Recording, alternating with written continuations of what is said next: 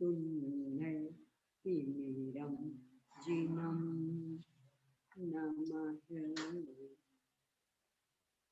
बारह अंग की इच्छा लिए मल मूल दन से दिवे पर चरण भूषा पसियो सुय देवया सुरम सयल गण पौमिरविनो विविही विरा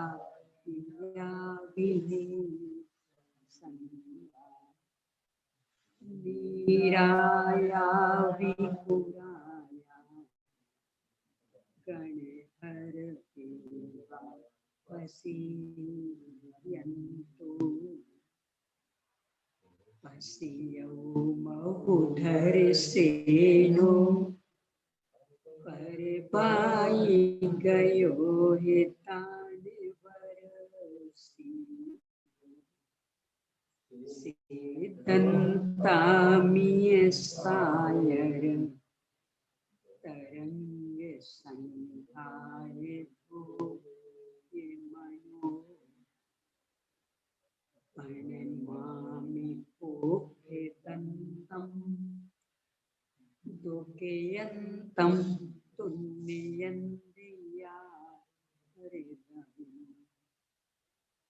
भग्य सेव मग्य कंठै मिसि समी बलिम सया दंतम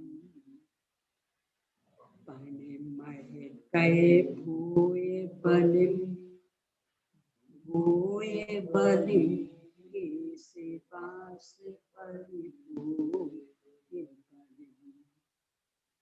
विनी है बम है पसरम बैठा विमल नाम बम है पसरम नमो हरिहंताणम नमो सिद्धाणम नमो आयरियाणम नमो वज्रायाणम नमो लोहे सर्वसाधु। ओम ह्रीं श्री अरहंत सिद्ध आचार्य उपाध्याय साधु पंच परमेष्ठिभ्यो नमः।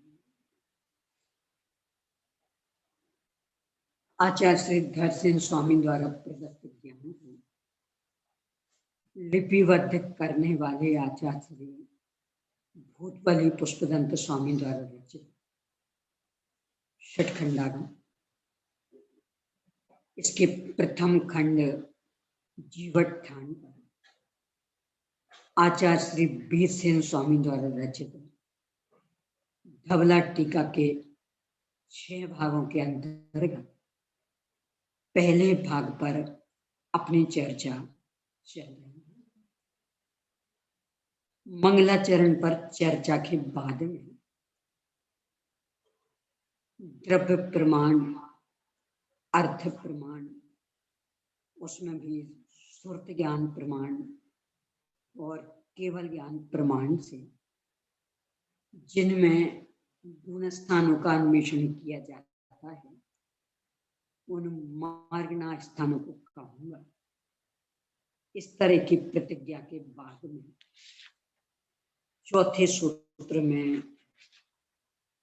उन मार्गनाओं के नाम बताए, उसके विश्लेषण पर अपनी चर्चा चल रही है। गति मार्गना संबंधी विश्लेषण हुआ, यहाँ भी संक्षिप्त विश्लेषण चल रहा है, आगे फिर इनका विस्तार भी आएगा। कल इंद्रिय मार्गना संबंधी विश्लेषण अपना प्रारंभ हुआ था, जिसमें यहाँ तक अपन पहुंच गए कि जो प्रत्यक्ष में व्यापार करती हैं उन्हें इंद्रियां कहते हैं। प्रत्येक इंद्रिय का विषय ज्ञान सब अपने अपने में प्रतिबद्ध है। इसलिए द्रव्येंद्रिय, भावेंद्रिय और इंद्रिय के विषय, इन तीनों का एक नाम इंद्रिय। कल अपन ने चर्चा की थी इस समय सार की 31वीं गाथा की टीका, इसमें क्या अंतर है? वहां भी यही कहा तीनों का एक नाम इंद्रिय, यहाँ भी यही कहा तीनों का एक नाम इंद्रिय। इसलिए द्रव्येंद्रिय को देख करके ये चूंकि भावेंद्रिय नहीं है इसलिए इन्हें इंद्रिय नहीं कहना, ऐसा नहीं कहना चाहिए, क्योंकि कार्य में कारण का उपचार करके लोक में भी व्यवहार होता है और यहाँ भी व्यवहार होता है। भावेंद्रियां कारण है और उनका निमित्त पाकर द्रव्येंद्रियों में क्रिया होती है तो वे उसके कार्य। यहाँ तक अपन चर्चा कर चुके।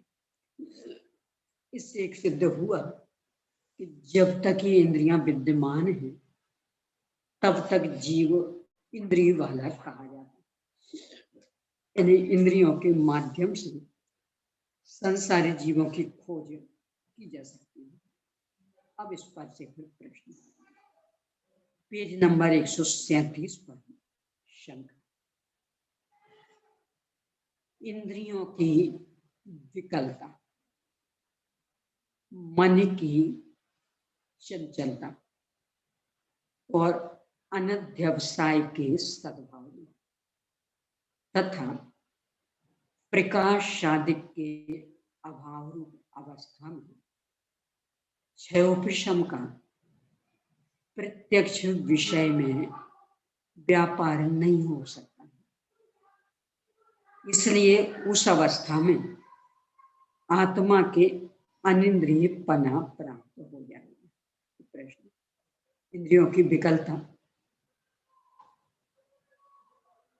ना तो द्रव्येंद्रियां व्यवस्थित हो, आंख फूट गई हो, फूला रोग हो गया हो, मोतिया बिंदु हो गया हो, नाक कट गई हो, जीभ में छाले पड़ रहे हो, कुछ भी ऐसा, तो इंद्रियां सही काम नहीं कर पाएंगी।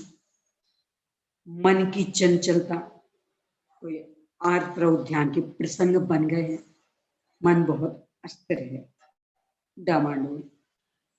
ऐसे अनध्यवसाय, हमें जानना ही नहीं, क्या करना जान के। वो जो व्याकरण के संदर्भ में चलता ना, पठितव्यम सोमर्तव्यम, ना पठितव्यम सोमर्तव्यम, तो दांत कटाकट क्यों कर्तव्य? जब पढ़ लिख लेंगे तो भी मरना है, नहीं पढ़ेंगे तो भी मरना है। तो अच्छी कड़कड़ाती ठंड में जहाँ दांत कटकट कटकट कर रहे हो तो वहां पढ़ने का क्या मतलब निकलता? आराम से सो। ये अनध्यवसाय, क्या करना जानते हो। ये तो हुआ अंदर का, जीव का परिणाम। अब इसके बाद बाहर में प्रकाश आदि, यानी आंख से हम देखना तो चाहते हैं पर बहुत अंधेरा है, उजिला ही नहीं है। जीभ से चखना चाहते हैं पर किसी पदार्थ को जीभ पर लगा ही नहीं पा रहे हैं, इतने अधिक छाले। ऐसी स्थिति बनने पर जो क्षयोपशमिक ज्ञान है वह प्रवृत्ति तो नहीं कर पाएगा, यानी इंद्रियां सब व्यवस्थित होने पर भी हमें ज्ञान तो नहीं हो पाएगा। इस समय आत्मा फिर इंद्रिय वाला नहीं रहा, अनिंद्रिय हो गया। तो आप इंद्रिय मार्गना से खोज कैसे करेंगे? ये शंका है। यानी इंद्रियों में गड़बड़ी हो गई हो, मन अस्थिर हो, अथवा जानने के प्रति हमारा ही आलस अथवा उजेला आदि ना हो, तो क्षयोपशमिक ज्ञान प्रवृत्ति नहीं कर पाएगा।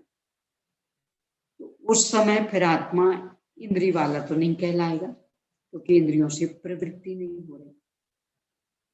तो अनिंद्रिय हो गया, इंद्रिय से रहित, तो फिर इंद्रिय नाम की मार्गना कैसे बन पाएगी? ये प्रश्न। समाधान ऐसा नहीं है, क्योंकि जो गमन करती है उसे गौ कहते हैं। इस तरह गो शब्द की व्युत्पत्ति होने पर भी नहीं गमन करने वाले गौ पदार्थ में भी उस शब्द की प्रवृत्ति पाई जाती है। व्युत्पत्ति में तो जो चले वो गाय, जब बैठी है तब क्या कहेंगे, जब खड़ी है तब क्या कहेंगे, तब भी गाय कहते हैं। तो ऐसे ही इंद्रियां जब प्रवृत्ति करती हैं तब तो आत्मा इंद्रिय वाला कहलाता ही है। जब इंद्रियां प्रवृत्ति नहीं कर रही हो तब भी उसे इंद्रिय वाला कहेंगे, गाय के समान। ये समाधान दिया। इस पर से पुनः प्रश्न। भले ही वो पदार्थ में रूढ़ि के बल से गमन नहीं करती हुई अवस्था में भी वो शब्द की प्रवृत्ति होगी, किंतु इंद्रिय वैकल्यादि रूप अवस्था में आत्मा के इंद्रिय पनाह प्राप्त नहीं हो सकती। गाय का तो चूंकि लोक व्यवहार सामान्य जन में भी प्रसिद्ध है, तो वे जब वह बैठी है, सो रही है, खड़ी है, तब भी गाय कह दें हमें स्वीकार। परंतु आत्मा की इंद्रियां ये व्यवहार तो जानने की अपेक्षा से इसको लेकर के ही एक इंद्रिय जीव, दो इंद्रिय जीव आदि भेद पढ़ते। यदि इंद्रियां काम नहीं कर रही हैं तो उसे इंद्रिय वाला कैसे कहेंगे? समाधान, यदि ऐसा है तो आत्मा में भी इंद्रियों की विकलता आदि कारणों के रहने पर रूढ़ि के बल से इंद्रिय शब्द का व्यवहार मान लेना चाहिए। ऐसा मान लेने में कोई दोष नहीं है। रूढ़ि से पहले वो इंद्रियां काम कर रही थी, आगे काम करेंगी, इसका मतलब आत्मा इंद्रिय वाला है, ऐसा कहने में कहीं कोई समस्या नहीं। लोक में तो कितना व्यवहार होता है। एक व्यक्ति जन्मांध, जन्म से ही अंधा, कितने इंद्रिय वाला कहलाएगा?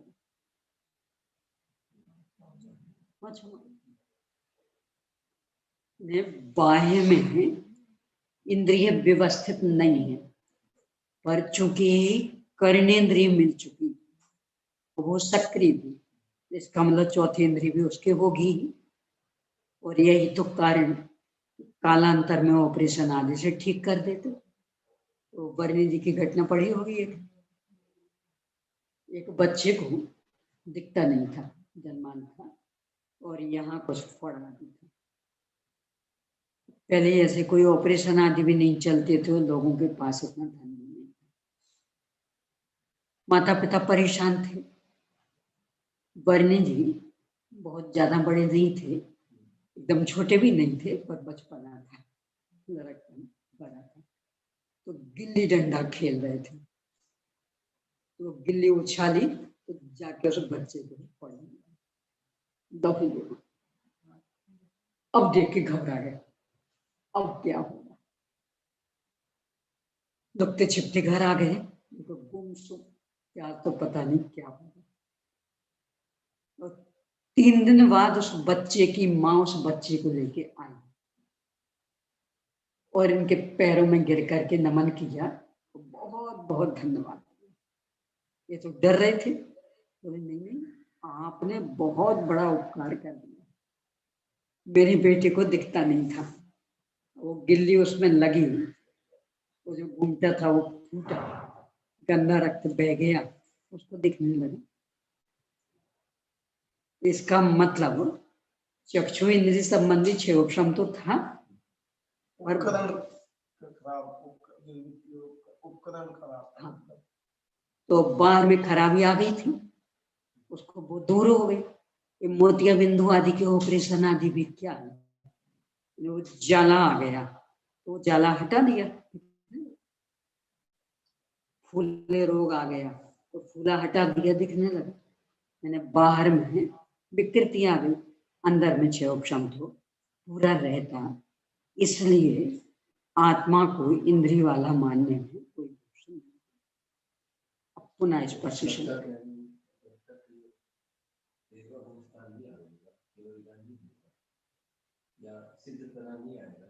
केवल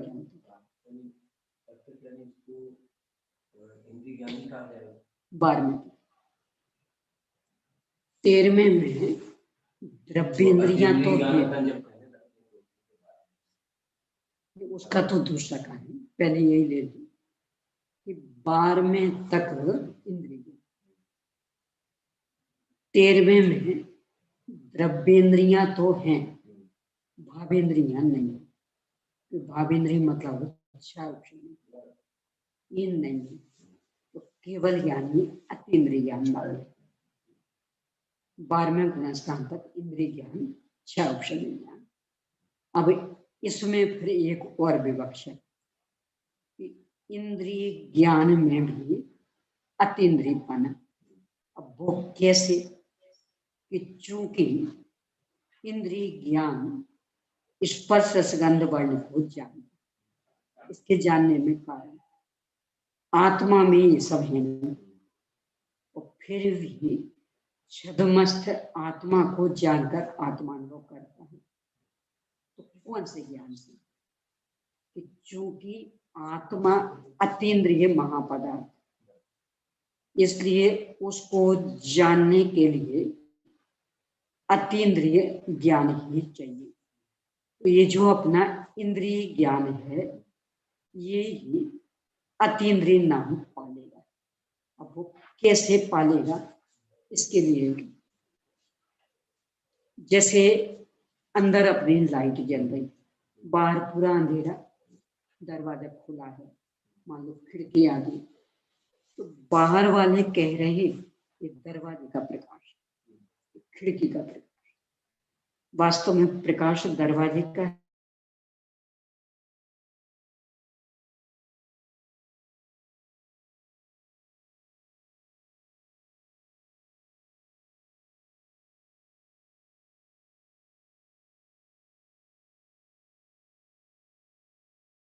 भी, उस प्रकाश को किसका कहेंगे?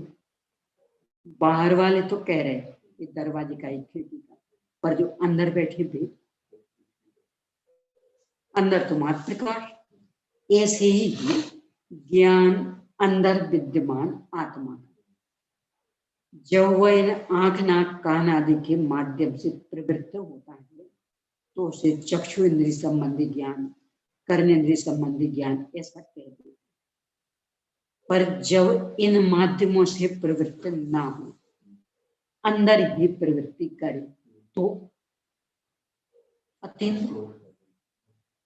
इस तरह से अंदर प्रवृत्त होने वाला ज्ञान अतीन्द्रिय, और वह अतीन्द्रिय ज्ञान अतीन्द्रिय महापदार्थ आत्मा को जानने में सक्षम, वो आत्मा को जानने। पर ये तो ये हुआ। अब इसमें परंतु अतीन्द्रिय ज्ञान जैसे आत्मा को पूर्णतया प्रत्यक्ष जानता है, उसके प्रदेश, उसके अनंत अनंत गुण, ये जो अतीन्द्रिय ज्ञान है, काम तो चल जाएगा इससे, परंतु ये आत्मा के प्रदेश नहीं जान पाएगा, अनंत अनंत गुणों को नहीं, इसलिए परोक्षी कहलाता। ने काम चलाने की दृष्टि से प्रत्यक्ष हो गया, पर प्रत्यक्ष ज्ञान का जो कार्य, प्रदेश प्रत्यक्ष, सारा वैभव प्रत्यक्ष, वो इसमें नहीं है, इसलिए मेरा प्रश्न इसी को लेकर के है। ये लघु दब्ध संग्रह, इसकी 7 विभाग, इसमें अर्थ बताया है पृथ्वी, जल, छाया, और कोष्टक में दिया नेत्र इंद्रिय के अतिरिक्त 4 इंद्रियों के विषय कौन? कर्म, वर्गणा और परमाणु। परमाणु श्री जिनेन्द्र देव ने पुद्गल दर्पण उपरोक्त 6 प्रकार का कहा। तो मेरा प्रश्न कर्म, वर्गणा और परमाणु ये इंद्रियों से नहीं दिखने के कारण दिए, या आप थोड़ा सा उसका दूसरा ले रहे हैं? मुझे समझ नहीं आया। ये जो साथ पुद्गल स्कंदों के 6 भेद गिनाए हैं ना, ये उनकी चर्चा।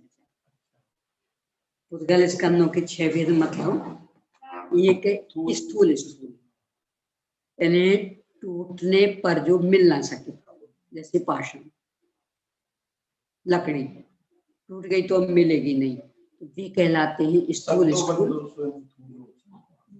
वो अलग, वो अलग,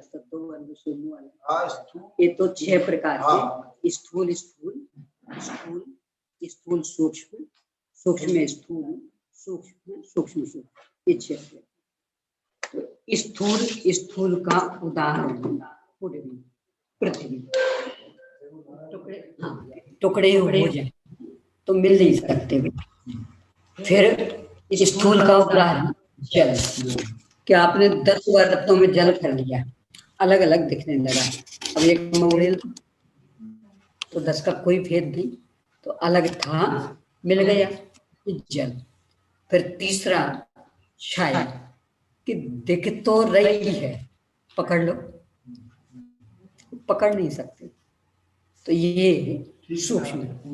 फिर स्थूल, यानी स्थूल स्थूल स्थूल, फिर सूक्ष्म, फिर 4 इंद्रिय के विषय।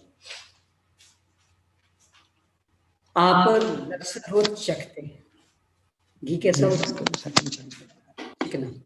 चिकना मतलब क्या बताओ? नहीं खाया कभी?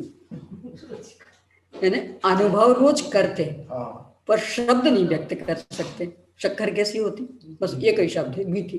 अब मीठा मतलब क्या, कि वो तो खा करके ही पता लगेगा, शब्दों से पता लगने वाली नहीं। तो ये 4 इंद्रिय के विषय। फिर कार्बन वर्गना, ये सूक्ष्म सूक्ष्म, कि अनंतानंत है अपने साथ पर दिख नहीं। और परमाणु, ये स्कंद के अतिरिक्त, तो ये 6 भेद स्कंद के और एक स्कंद के अतिरिक्त, उसके उदाहरण।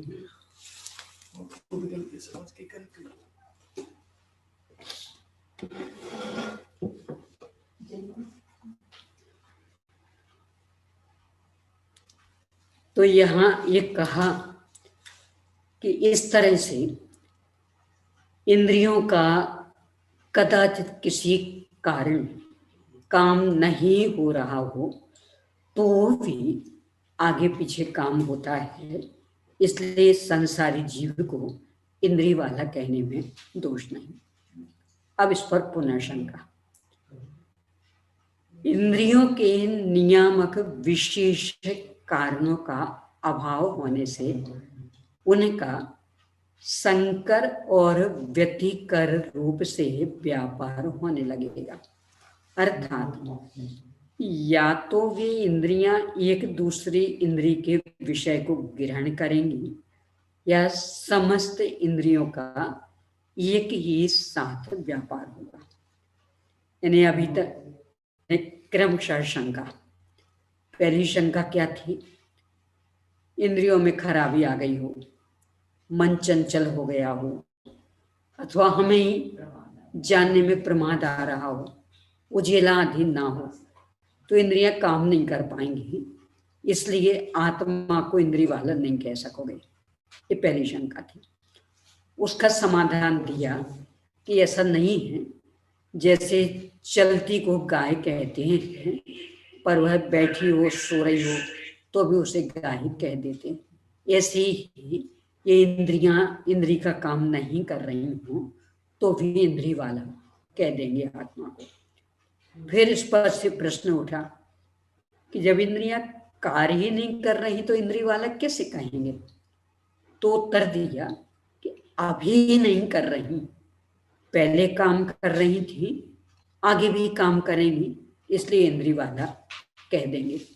अब इस पर से पुनः प्रश्न, यदि ऐसा मानोगे यानी इंद्रिय काम नहीं कर रही तो भी इंद्रिय वाला मानोगे, तो फिर इंद्रियों की जो सुनिश्चित विधि, आपको याद आ रहा हो जब ये प्रमाण की चर्चा यहाँ आई थी, उस समय मति ज्ञान के लिए आचार्य श्री ने आभिनिबोधिक नाम दिया था।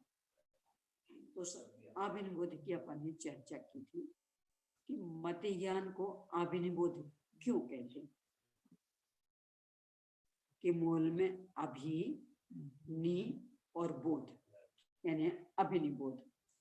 अभि यानी सम्मुखता, नि यानी निश्चित सुनिश्चित, और बोध यानी ज्ञान, यानी उस विषय की सम्मुखता पूर्वक सुनिश्चित ज्ञान होना, ये अभिनिबोध।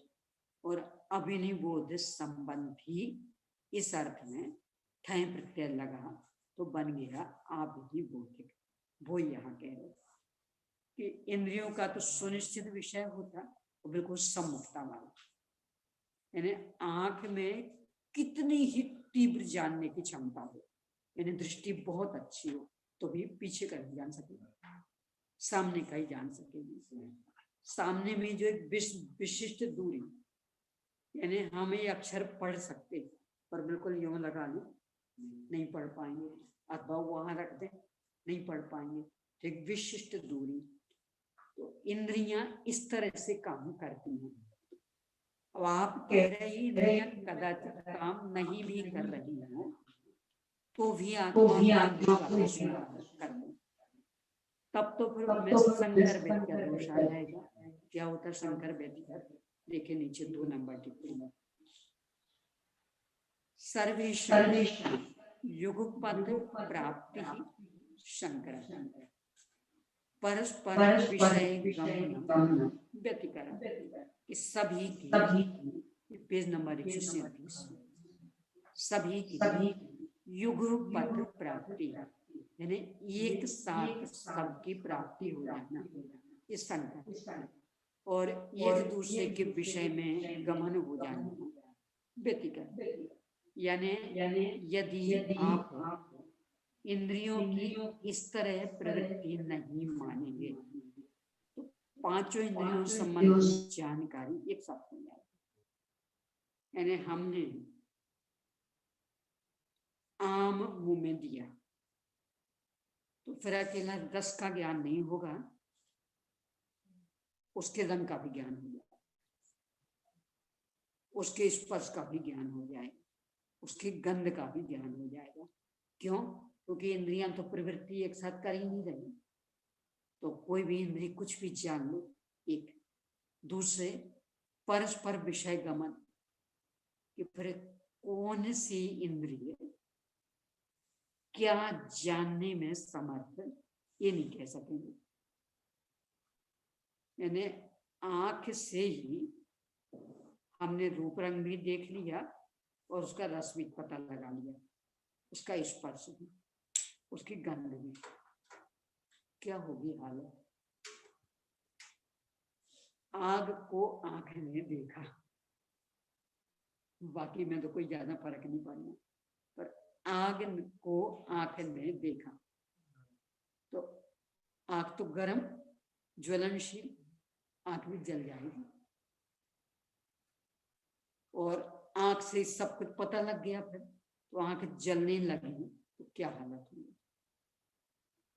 आंख से रस भी पता लग गया, आंख से स्पर्श भी, ये दोष आएंगे। यानी सभी इंद्रियों का एक साथ और सभी विषयों में परिवर्तन हो जाएगा। ये प्रश्न समाधान, ऐसा कहना ठीक नहीं है, क्योंकि प्रत्यक्ष निर्तानी इंद्रियाणी, यह है पहले कहे, पहले का न्याय कुमुद चंद्र, हाँ, न्याय कुमुद चंद्रोदय ग्रंथ है न्याय कुमुद।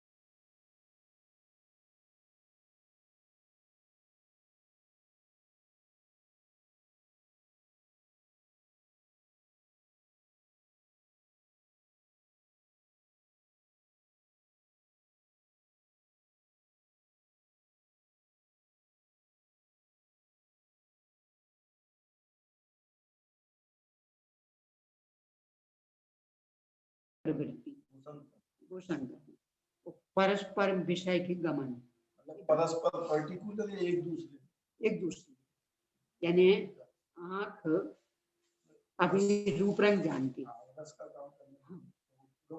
ये संकर यानी सबकी, यानी आंख भी जान ले, रस भी जान ले, गंध भी जान ले, ये संकर यानी सभी इंद्रियां कुछ भी किसी का भी काम करने लगी, अपने अलग पद्धति में भी दृष्टि दिए। तो यहाँ कह रहे, चूंकि पहले भी हम कह चुके आभिनिबोधिक, अभी भी यहाँ का था निरत। तो ये हमेशा याद रखना कि इंद्रिय ज्ञान मतलब उस ये के इंद्रिय संबंधी विषय पृथक पृथक और जानने की सीमा भी पृथक पृथक, यानी आंख जानने में कारण बनेगी पर एक विशिष्ट दूरी, बिल्कुल यूं चिपका लेंगे तो भी नहीं जान पाएंगे, एकदम दूर कर देंगे तो भी नहीं जान पाएंगे। और आंख में दृष्टि कितनी तीक्ष्ण हो तो भी वह मात्र रूप रंग को ही जान पाएगी, 10 को चखने में समर्थ नहीं होगी। निरतकार, तो चूंकि इंद्रियों का स्वभाव ही निरत है, इसलिए इसमें संकर व्यतिकर दोष नहीं आता। तो 31वीं गाथा की टीका में जब इन इंद्रियों से भेद ज्ञान की बात की तो क्षाउपशमय रूप भाव इंद्रियों से भेद ज्ञान के संदर्भ में यही तो तर्क दिया था कि यद्यपि ये ज्ञान रूप परिणमन हमारा है, पर ये ज्ञान को भी खंडित करता है और ज्ञेय को भी, यानी वहां सामग्री एक है, वो ये अलग अलग देखती, तो उसे एक अखंड में खंड करती, यानी नाक मात्र गंध को सूंघ पाती और जीव मात्र 10 को चख पाती, आंख मात्र रूप रंग देख पाती, तो जबकि पदार्थ में सब एक साथ है। तो उसने पदार्थ को भी खंडित कर दिया और ज्ञान को भी, कि हमारा ज्ञान स्वभाव अखंड, और आंख मात्र रूप रंग देखेगी, नाक मात्र गंध सूंघेगी, तो ये खंड खंड कर रहे हैं। इसलिए मैं अखंड ज्ञान स्वभावी हूँ, खंड खंड ज्ञान स्वभावी। अब इस पर से पुनः प्रश्न, संशय और विपर्य रूप ज्ञान की अवस्था में निर्णयात्मक रति अर्थात प्रवृत्ति का अभाव होने से उस अवस्था में आत्मा को अनिंद्रिय पने की ज्ञान हमेशा सही रहता है, ऐसा तो है नहीं। चाहे जब दुविधा में उलझ जाता, चाहे जब उल्टा भी जान लेता, मैंने पड़ी थी रस्सी तो हमें भ्रम हो गया सांप का। तो अब तो जो वो नियमित था, अभी नहीं, वो तो नहीं रहा ना, अब तो वो दुविधा में उलझ रहा अथवा उल्टा ही जान लिया, तो अब तो फिर उस ज्ञान को इंद्रिय ज्ञान नहीं कहोगे ना, तो आत्मा इंद्रिय ज्ञान से रहित अनिंद्रिय हो गया। समाधान नहीं, क्योंकि रूढ़ी के बल से निर्णयात्मक और अनिर्णयात्मक इन दोनों अवस्थाओं में इंद्रिय शब्द की प्रवृत्ति मानने में कोई विरोध नहीं आता। वही गाय वाला उदाहरण, चले सो गाय, बैठी हो तो भी गाय, सो रही हो तो भी गाय। ऐसे ही इंद्रिय वाला आत्मा है तो उसे इंद्रिय कहेंगे, चाहे उसका ज्ञान निर्णयात्मक हो तो चाहे अनिर्णयात्मक। देखो लोक में नहीं होता ऐसा, किसी के संदर्भ में अपने मन में ये धारणा बन गई कि बहुत अच्छे विद्वान, कदाचित किसी एक प्रश्न का उत्तर उनके मुंह से गलत निकल गया, हो जाता क्योंकि समय ज्ञान, तो उनको मूर्ख कह देंगे, गलत तो निकला कि वो रूल है, हो गया बाई चांस ऐसा। और विद्वान तो विद्वान है, कदाचित हो जाए गलत तो भी विद्वान मानेंगे। ऐसे ही यहाँ कि कदाचित कोई ज्ञान अनिर्णयात्मक भी हो जाए तो भी, क्योंकि संसारी आत्मा इंद्रियों द्वारा ही प्रवृत्ति करता है तो उसे इंद्रिय वाला ही कहेंगे। अब इसमें ये और भी उत्तर, अथवा अपनी अपनी, लौट के आ रही भैया आवाज,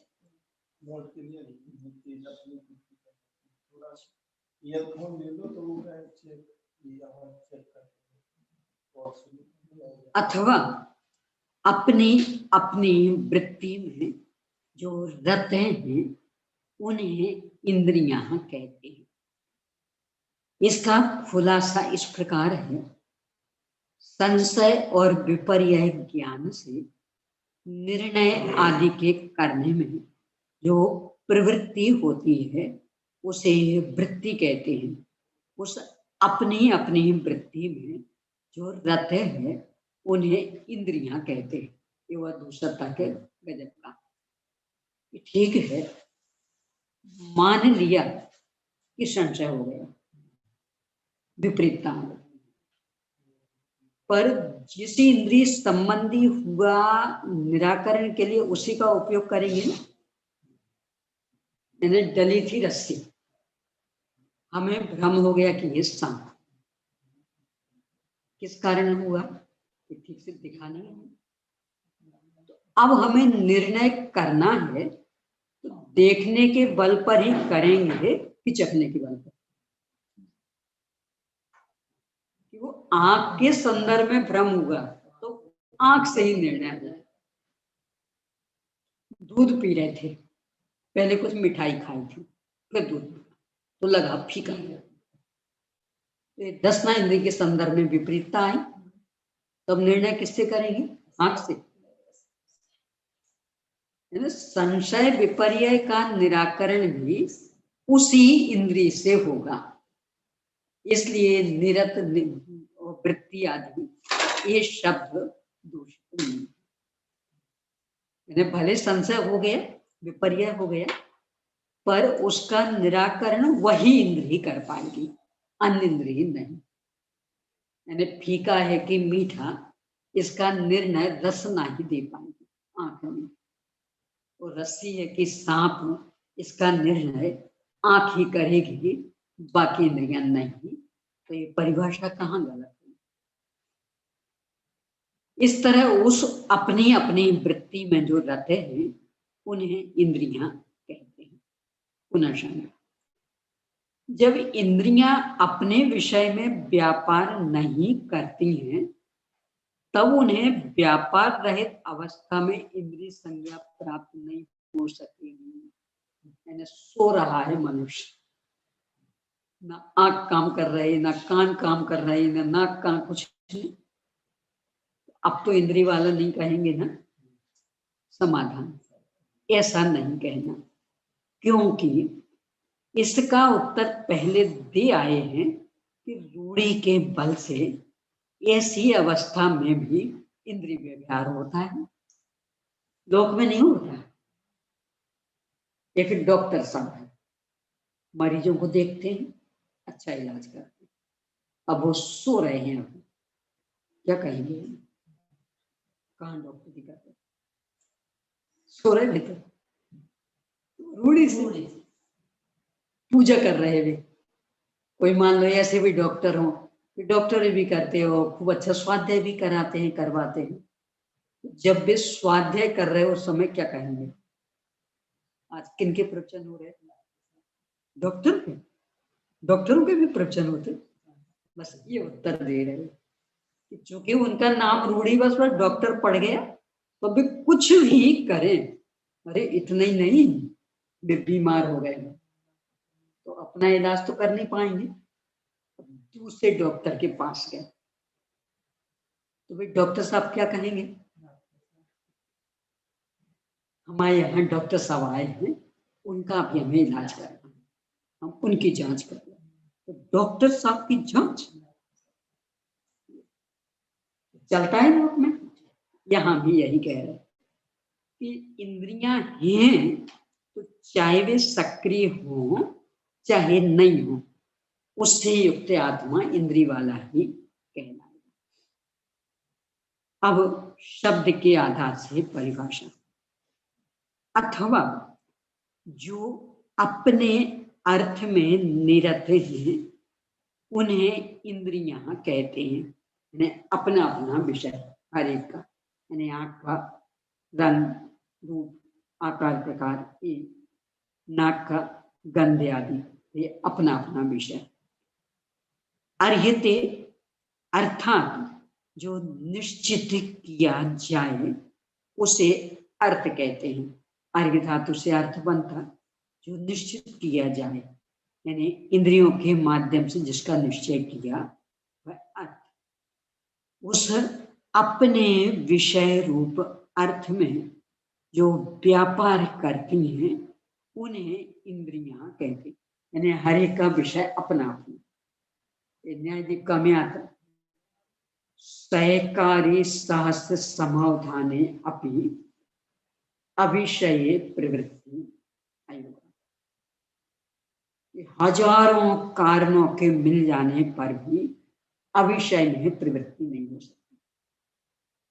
यानी आंख में कितने अंजन आदि लगा लिए जाएं तो वह रस का ज्ञान करने में समर्थ है। दूरबीन, सूक्ष्मदर्शी यंत्र, वो रूप रंग को जानने में ही सक्षम होगी, रस को नहीं जान पाएगी। यानी किसी भी दूरबीन से रस पता नहीं लगेगा, किसी भी सूक्ष्मदर्शी यंत्र से नहीं, रूप रंग में ही विशेषता है। इसका नाम है अपने अपने विषय में व्यापार करना।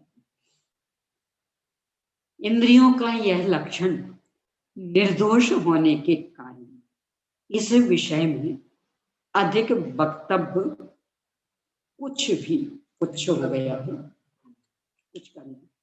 कुछ भी नहीं है, क्योंकि अब तो एकदम स्पष्ट कि अपने अपने विषय में जिसकी प्रवृत्ति होती है वो। अर्थात इंद्रियों का यह लक्षण इतना स्पष्ट है कि पूर्वोक्त दोषों को यहाँ अवकाश ही नहीं है और हर एक के अनुभव गोचर। एक ऐसा था अपने इतिहास में, एक कोई मंत्री था,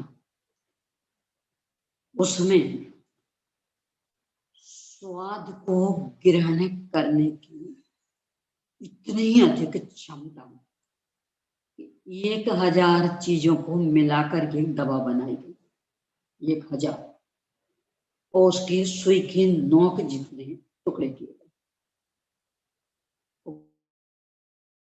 नोक पर आया और कहा चख के बताओ क्या क्या है इसमें। 1000 दवाइयां उसका पिंड बनाया, उसमें से मात्र एक नोक। देखो अपने छोड़ दें, अपन और थोड़ा स्थूल लेंगे। दाल बनाई, क्या क्या पड़ा?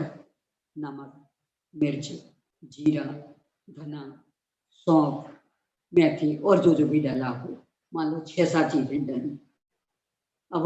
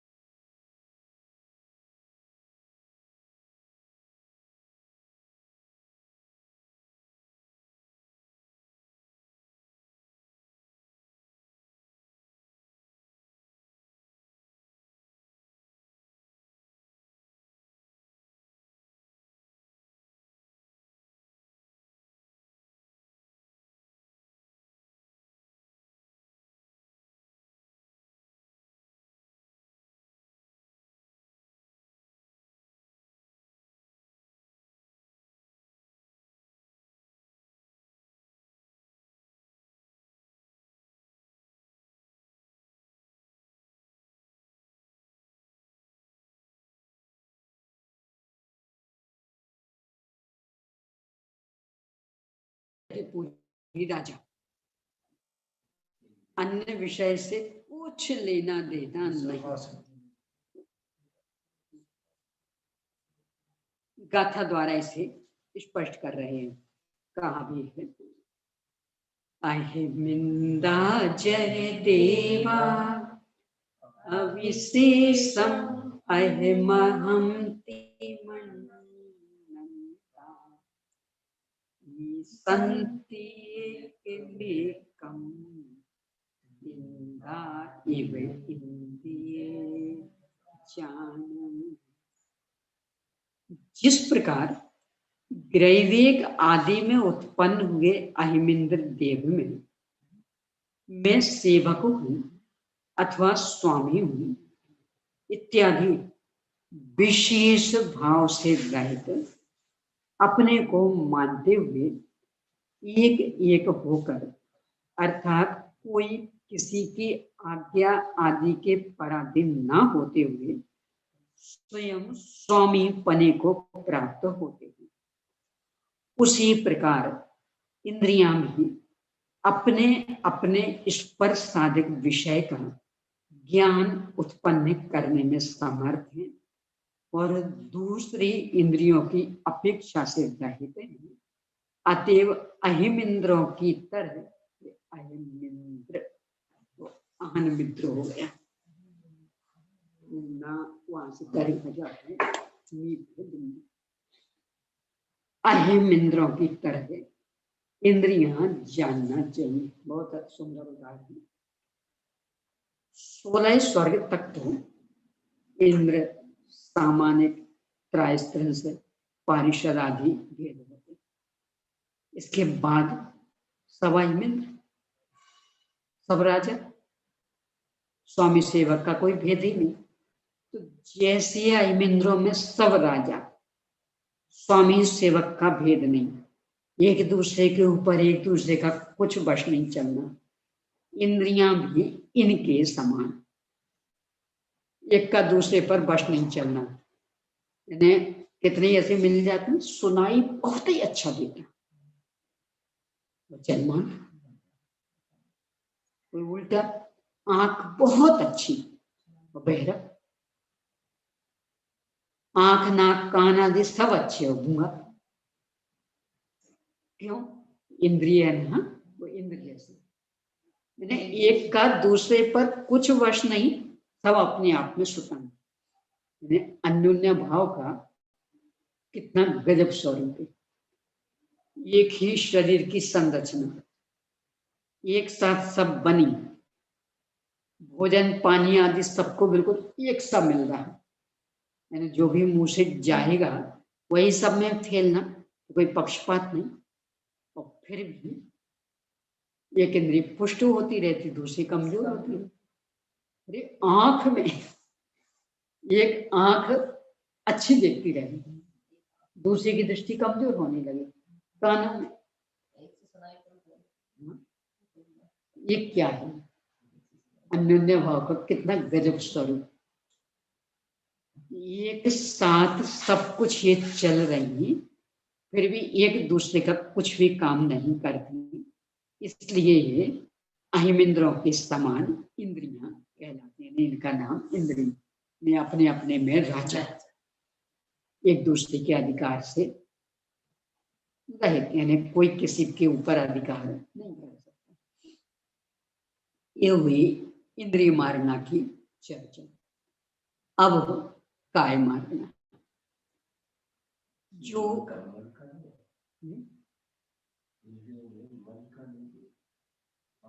वो तो संघी असंगी में आएगा। 14 मारनाओं में एक संघी असंगी मारना, तो वहां मन। अब काय मारना, जो संचित किया जाता है उसे काय कहते। चीते इति काया, ये सब संचित होता है, इकट्ठा होता है काय। यहाँ पर जो संचित किया जाता है उसे काय कहते हैं। ऐसी व्याप्ति बड़ी हो गई, छोटी व्याप्ति बना लेने पर काय को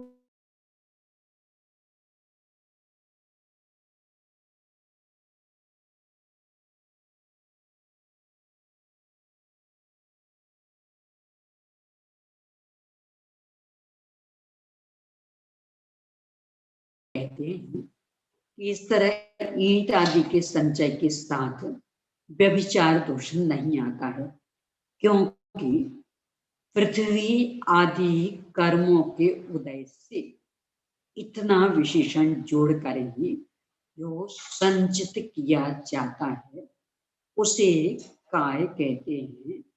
ऐसी ही व्याख्या की गई। मात्र संचित किया जाता वह काय नहीं, पृथ्वी आदि नाम कर्म के उदय से जो संचित किया जाता वो काय। क्योंकि संचित में तो ईंटें आदि भी संचित की जाती, मकान बना रहा कोई, ईंटें संचित कर रहा, तो काय थोड़ी कहला। तो पृथ्वी आदि नाम कर्म चटकाए हैं, उन संबंधित नाम कर्म के उदय से जो संचित होता उसे काय कहते। शंका, उद्गल विपाकी औदारिक आदि कर्मों के उदय से जो संचित किया जाता है उसे काय कहते हैं। काय की ऐसी व्याख्या क्यों नहीं की गई? बहुत अच्छा प्रश्न। ये जो 5 चटकाए जीव हैं, 5 स्थावर और एक त्रस्त। स्थावर और त्रस्त नाम कर्म ये तो है जीव विपाकी, और ये जो औदारिक आदि शरीर इसके बनने में कारणभूत औदारिक शरीर नाम कर्म ये पुत्र। इनको लेकर के प्रश्न कि मूल में ये किस काय वाला है, ये तो हम शरीर देख करके कहेंगे ना। यानी ये मनुष्य, ये त्रस्काय कैसे कहा, देख लो ना। मनुष्य का ये त्रियंश, ये पृथ्वी, ये जल, ये अग्नि, तो ये शरीर देख के कहा ना। तो अब शरीर के साथ संबंध क्यों नहीं जोड़ रहा है इसकी परिभाषा का? निर्णय तो उससे करेंगे, ये प्रश्न है। यानी जो 5 जाति, स्थावर नामकरण, त्रस्त नामकरण, जो कि जीव विपाकी, आप काय की परिभाषा उनकी मुख्यता से क्यों कर रहे हैं? आप काय की परिभाषा जैसे दिखने वाले काय की मुख्यता से क्यों नहीं कर रहे? ये प्रश्न। पुद्गल विपाकी औदारिक आदि कर्मों के उदय से जो संचित किया जाता है उसे काय कहते हैं। काय की ऐसी व्याख्या क्यों नहीं दी गई? समाधान, ऐसा नहीं है, क्योंकि सहकारी रूप पृथ्वी आदि नाम कर्म के अभाव रहने पर केवल औदारिक आदि नाम कर्म के उदय से नो कर्म वर्ग नाम का संचय नहीं हो सकता है। क्या उत्तर दिया? एक लाश पड़ी है, मुर्दा पड़ा है, जीव निकल गया उसमें, क्या कहेंगे उसे? आकार प्रकार तो पूरा ऐसा का ऐसा है, जीव निकल गया तो आकार प्रकार पूरा ऐसा का ऐसा, उसे क्या कहें? स्थावर कायिक की त्रस्तायिक? नहीं, इनमें से क्या कहें? त्रस्कायिक की स्थावर कायिक?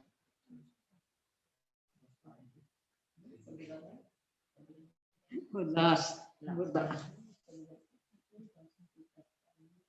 बस ये कह रहे हैं, यदि इस आकार प्रकार से जोड़ेंगे तो जिसमें जीव नहीं रहा, आकार प्रकार वैसा का वैसा विद्यमान है, उस समय आप फिर किस नाम से संबोधित करेंगे? अथवा मान लो बिल्कुल स्टेचू बना दिया, आजकल तो बनने लगे ना, कौन सी फोटो कहलाती, इन्हें जीवित और मुर्दे में अंतर ही ना कर पाए, इन्हें बिल्कुल इस तरह की पूरी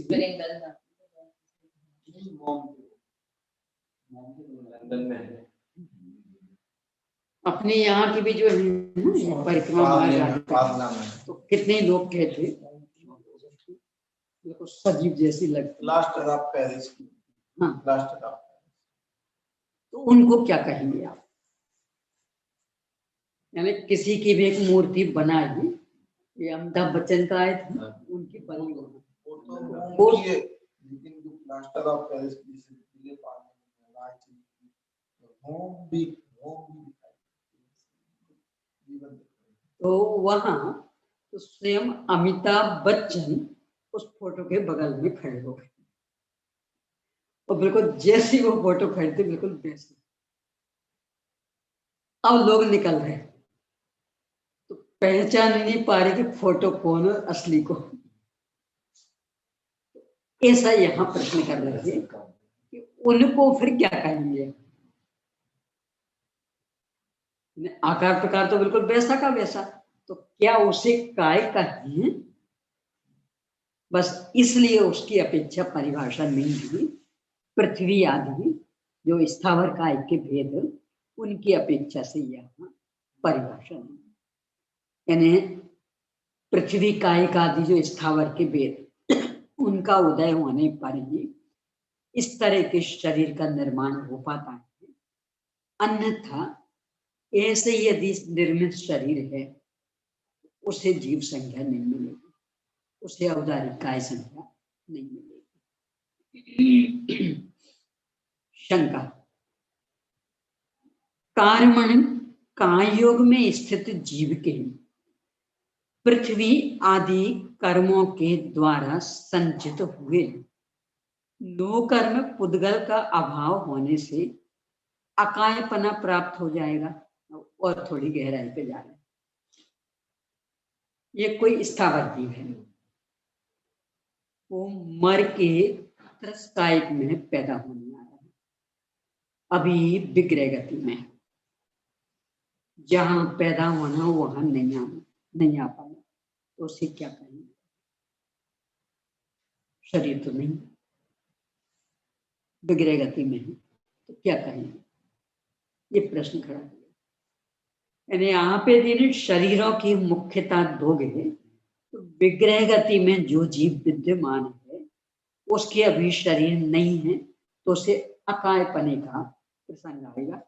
समाधान ऐसा नहीं समझना चाहिए, क्योंकि नो कर्म रूप उद्गलों के संचय के कारण रूप नाम कर्म का सत्व कार्मणिक कायोग रूप अवस्था में भी पाया जाता है। इसलिए उस अवस्था में भी कायपने का व्यवहार बन जाता है।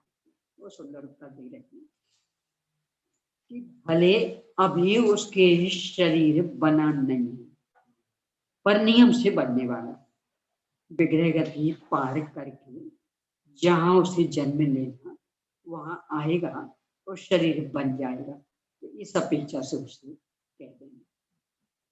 देखो लोक में नहीं होता ऐसा। लड़की की शादी हुई, भावने पड़ गए, सब पूरा काम कर, अब वो क्या कहलाएगी? बहू। अभी तो ससुराल का मुंह भी नहीं देखा उसने, अभी तो डोला भी नहीं उठा, उठने ही वाला अब क्या देर है। यानी शादी की जितनी रस्में थी वो सब पूरी हो गई, तो अब वो बहू कहलाएगी, शादीशुदा कहलाएगी। भले ससुराल का मुंह नहीं देखा अभी, तो अभी यहीं बैठी है तो जैसे ये व्यवहार चलता वैसे यहाँ व्यवहार विग्रह गति में आया है, तो नियम से जन्म लेगा तो शरीर धारण करेगा, तो उसे काय बाधा कहते हैं। इन्हें लोक में किस किस तरह के व्यवहार चलते हैं। लौकी की सब्जी बना रहे थे, सुधार के रखें, बघारी नहीं होगी, क्या कहोगे उसको? सब्जी कहाँ है? तो सब्जी थाली में परोस, वो नियम से बनेगी ना, अब अखंड नहीं हो सकती, अब तो नियम से वो बनेगी। ऐसे ही विग्रह गति में आ गया तो अब नियम से शरीर धारण करेगा, इसलिए उसे काय ही कहेंगे।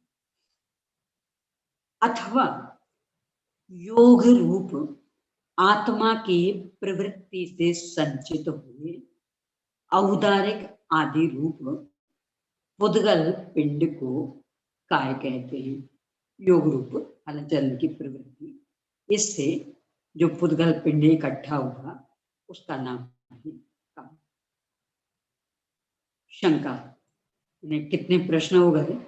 पहला कि मात्र संचित होने को काय कहोगे तो ईंट आदि से बनने वाले मकान को भी काय बने का प्रसंग आएगा।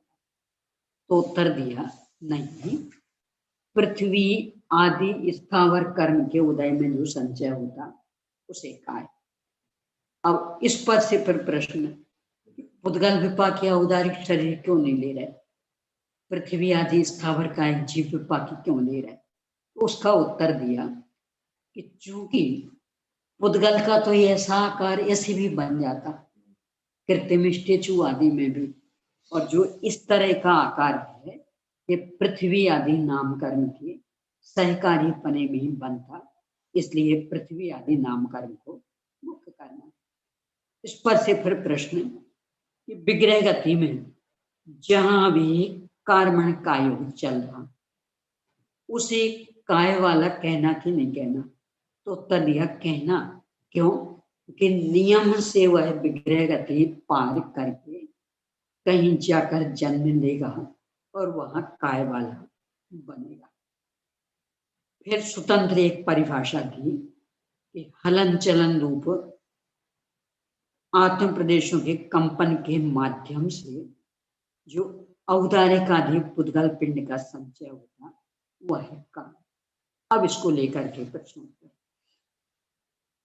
काय का इस प्रकार का लक्षण करने पर भी पहले जो दोष दिए आए हैं वह दूर नहीं होता, अर्थात इस तरह भी जीव के कार्मण कायोग रूप अवस्था में अकाय पने की प्राप्ति होती है, क्योंकि वहां तो औदारिक आदि पुद्गल पिंड संचित ही नहीं हो रहे विग्रह गति में।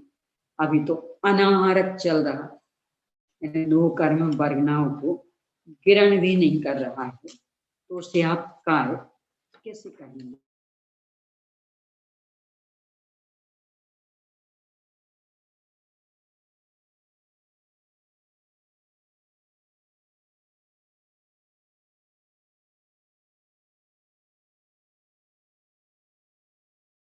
पिंड का कार्मण कायोग रूप अवस्था में सद्भाव पाया जाता है, अर्थात जिस समय आत्मा कार्मण कायोग की अवस्था में होता है उस समय उसके ज्ञाना वर्णादि आठों कर्मों का सद्भाव रहता ही है, इसलिए इस अपेक्षा से उसके कायपना बन जाता है। बहुत सुंदर उत्तर दिया। काय की बात कर रहे ना हम अकेले औदारिक काय की तो कर नहीं रहे। विग्रह गति में औदारिक शरीर नाश सही, कार्मण शरीर तो है ना, वो भी तो एक शरीर है ना, उस अपेक्षा से काय बना विद्यमान। शंका, कार्मण कायोग रूप अवस्था में योग रूप आत्मा की प्रवृत्ति से संचय को प्राप्त हुए दो कर्म पुद्गल पिंड का असत्व होने के कारण कार्मण कायोग में स्थित जीव के काय यह व्यपदेश नहीं बन सकता। कार्मण काय विद्यमान हुआ, इस औदारिकाधीन दो कर्म काय विद्यमान तो नहीं, तो आप ये वाला काय कैसे वहां कह सकेंगे? समाधान, दो कर्म पुद्गल पिंड के संचय के कारणभूत कर्म का कार्मण कायोग रूप अवस्था में सद्भाव होने से कार्मण कायोग में स्थित जीव के काय यह संज्ञा बन जाती है। क्या उत्तर दे रहे? भले अभी नो कर्म वर्गनाओं का ग्रहण नहीं, पर नो कर्म वर्गनाओं का ग्रहण जिन कर्मों के उदय में होना है वे कर्म अभी विद्यमान है और बंध भी रहे, यानी सत्ता में भी पड़े हैं और नए भी बन रहे, तो नियम से आगे उनका कार्य होगा, इसलिए विग्रह गति में भी काय वाला कह देंगे।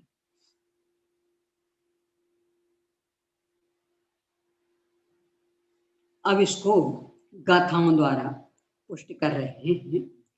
पेज नंबर 140 पर 86वीं और 87वीं गाथा से। इसमें जो 87वीं गाथा, इस तरह की गाथा यदि गंभीरता से चिंतन करे तो हिल जाए, पैरों के नीचे से जमीन खिसकने लगे, क्या मिला है, अपन किसमें आशा पढ़ते हैं।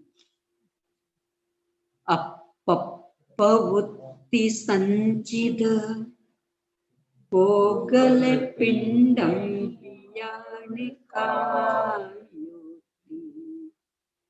सोजिने मदम्मि भणियो उर्विकायादिच्छेदो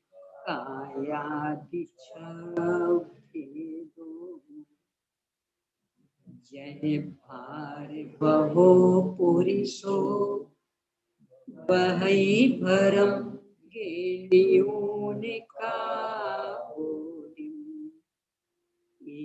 देव बहई जीवो कम्य भरम कालिका बोधिम। योग रूप आत्मा की प्रवृत्ति से संचय को प्राप्त हुए औदारिक आदि रूप पुद्गल पिंड को काय समझना चाहिए। वह काय जिन मत में पृथ्वी काय आदि के भेद से 6 प्रकार का कहा गया है, और वे पृथ्वी आदि 6 काय, त्रसकाय और स्थावर काय के भेद से 2 प्रकार के होते। षटकाय जीवनान, पृथ्वी काय, जल काय, अग्नि काय, वायु काय, वनस्पति काय और त्रस्ताय, ये 6 प्रकार के भेद।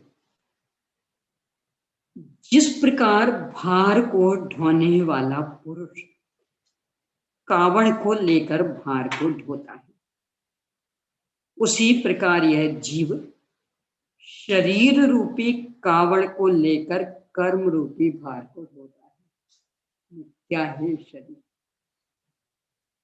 तो श्रवण कुमार का देखा होगा नाटक, माता पिता अंधे थे, ये दोनों का ज्ञानवर्ती। माता पिता ने इच्छा व्यक्त की बेटा तीर्थ यात्रा कराना। अब बेटा तो ये, तो उसने एक कावड़ बनवाई, बीच में डंडा और दोनों वही पर माँ को आराम से करा दी। आजकल भी पानी वगैरह ढोने वाले मिल जाते बहुत, नहीं तो ये नाग पंचमी आदि पे सांप वाले, वो कावड़। तो शरीर को कावड़ की उपमा दे रहे, एक कावड़ मिली है, क्या ढो रहा है? ये कर्म का।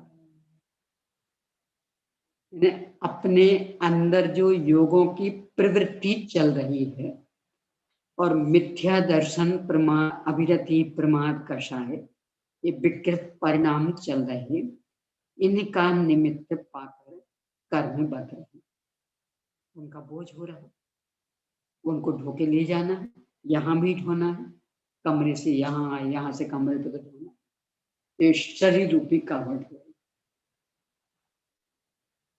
ये शरीर ये कावड़ के स्थान पर कर्म रूपी बोझ को ढोने के लिए। विडंबना, वो जो कावड़ है ना, ढोने वाला थक जाएगा तभी रख देगा, विश्राम कर लेगा, और ये कावड़ 24 घंटे ढो, उठते बैठते सोते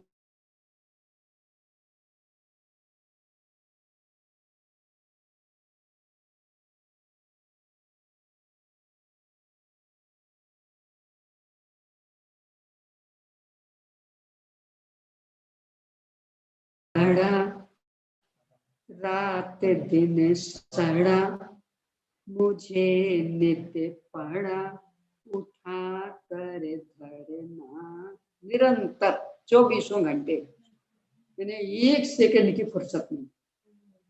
बाकी कोई बोझ हो तो उसको तो फिर भी रख सकते, पर शरीर का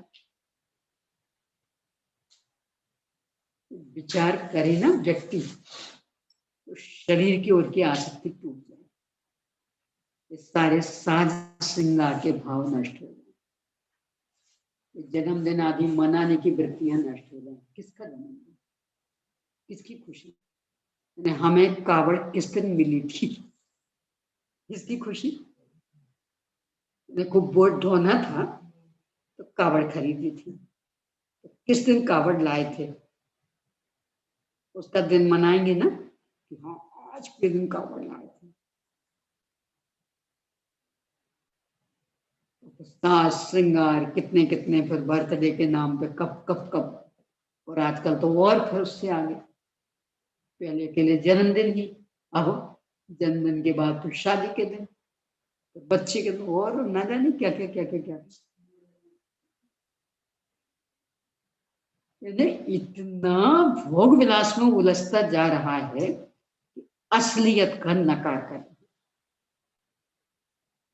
कावड़ के स्थान पर है, कावड़ को कितना सजाना, उसको पाके कितना खुश होना, उसका जन्मदिन कितनी ठाठ से मनाना, उसको लेके क्या क्या पाप करना, वो विचार ही नहीं करता। कहीं शरीर को जेल कहेंगे, यह तन है कैद खाना, इसमें है बंद कैदी। किस दिन कैद खाने में आए थे, याद रख के मिठाई बांटेंगे ना, क्यों? मैं किस दिन जेल मिली थी, कोई भी कैदी उसकी खुशी तो मनाएगा ना, आज के दिन हमें जेल में लाया गया था, मनाएगा। और अपन बुद्धू खुशी खुशी खुशी। आज हमारा जन्मदिन, नए कपड़े, नई मिठाइयाँ, हैप्पी बर्थडे। क्या है जन्मदिन? कौन सा हैप्पी होगा? जो तुम्हारा अंतिम है तो फिर इसको हैप्पी क्यों कह रहे हैं? तो कितना हैप्पी बर्थडे अंतिम है।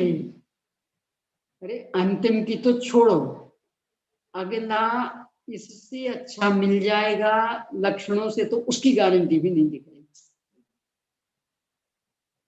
और इससे बदतर नहीं कदाचित। तो जिस तरह की करनी चल रही है आजकल, भोग विलास, तो इस पर लगता है कि त्रियंच में जाएगा, नरक में जाएगा।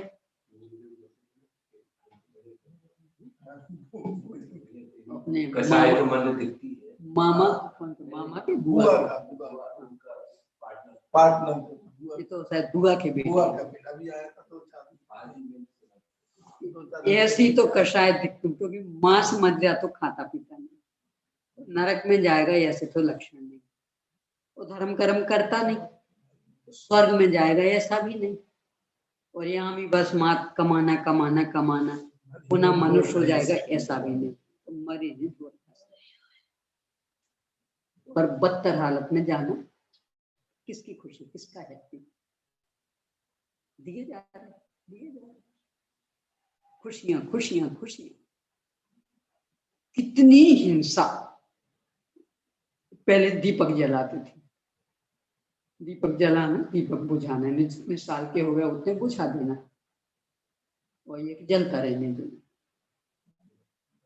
दीपक बुझाना वैसे भी अपशकुन माना जाता है और महाहिंसा वाला है।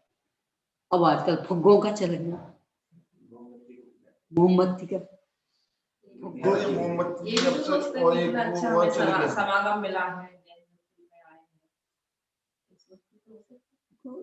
दूर के ढोल सुहावने करने से तो कोई काम नहीं चलेगा। यदि लगता है कि अच्छा समागम मिला तो उसका लाभ लोगे तब तो समागम मिला कहलाएगा नहीं। तो लाभ तो लेने की धुन नहीं, इसकी खुशी। हाँ देखो कितना बढ़िया सॉन्ग, देखो कितनी बढ़िया वाचना चल रही, कितनी बढ़िया वासना चल रही। कि बैठते तो नहीं है, तो फिर कितनी बढ़िया चल रही, कितनी बढ़िया चल रही का मतलब क्या? आपको क्या लगा? क्या अनुमोदना कर रहे? अनुमोदना तो उल्टी कर रहे, बल्कि नहीं, यहाँ ये प्रशंसा तो सब इनके कारण हम बहुत परेशान हैं। जाके वहां बैठ जाती हैं 2-2 घंटे के लिए, तो हमें कुछ काम कराना हो तो हम चक्कर काटते रहे। अनुमोदना हो रही कि निंदा हो रही? ऊपर जब मिले तब हम कितनी देर से इंतजार कर रहे, आप तो इकट्ठे 2 घंटे को जाके बैठ जाते, हमारे कितने काम अटक जाते। घर घर की कहानियां हैं कि नहीं? यानी जो भी इसमें नियमित समय देता उसे घर में कभी अच्छे शब्द सुनने मिलते कि हमेशा ये बस इनको तो मंदिर मंदिर दिखता, फिर निकल गए। हमें कुछ बात करनी हो तो हम इंतजार करते रहे, अभी आएंगे साहब 2 घंटे बाद, और फिर भी हमें मिल पाएंगे कि नहीं मिल पाएंगे। थोड़ा सा भी इसमें रस लेता हो व्यक्ति, तो घर का कौन सा व्यक्ति उसे अच्छा कहता? तो कहाँ कर रहे हैं मोहल्ले वाले मुझे तो जियारत मिलती थी, तो वो क्या पता कि मैं कमाता था, अच्छे पैसे मिल जाते थे। मैं पंच कल्याण का काम देखता था। अब घर वालों को तो पता है इसको पैसे मिल रहे हैं जियारत, मोहल्ले कुछ नहीं करता, ऐसे घूमता रहता है। मेरे एक दिन छोटे भाई ने बोला, तुम इतना बैठ के कमाते हो, नहीं कहेगी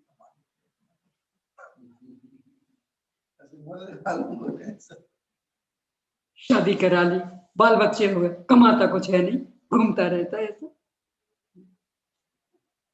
बड़ी विडंबना है। यानी कितने भ्रम में जी रहे हैं हम। सब मनुष्य भाव मिल गए, अरे मनुष्य भाव मिल गया तो कुछ करोगे तब तो लाभ होगा ना, मात्र मिलने से लाभ हो जाएगा? अनुमोदना, तो अनुमोदना करो ना सच्चे दिल से, होता तो उल्टा है।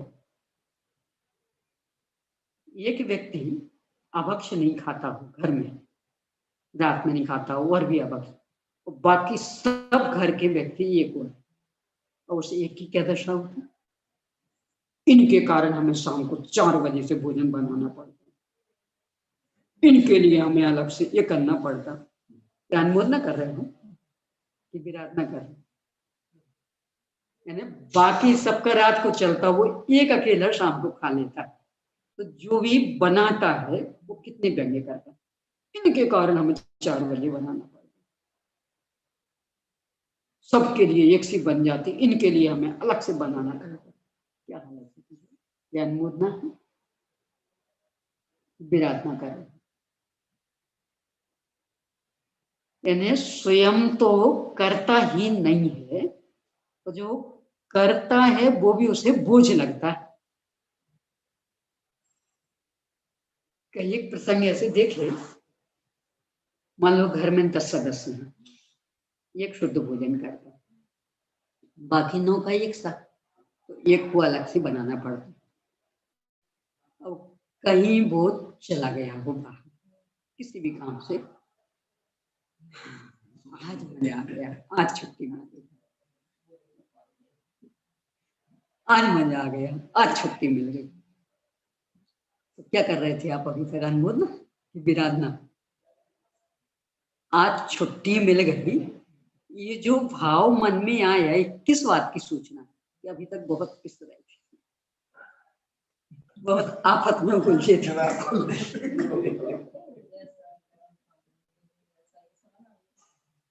क्या कर रहे थे जिसको आप अनुमोदना कह रहे हो? अनुमोदना कर रहे थे कि विराधना कर रहे थे?